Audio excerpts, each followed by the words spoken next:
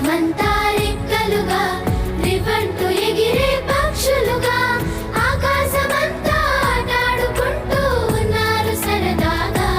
ఒకరేమో సీను ఒకరేమో జున్ను కలిసారే ప్రాణంగా కురిసారే వర్షంగా పాటేమో సీను ఆటేమో జున్ను ఒకటై ఎదిగారే మధురంగా.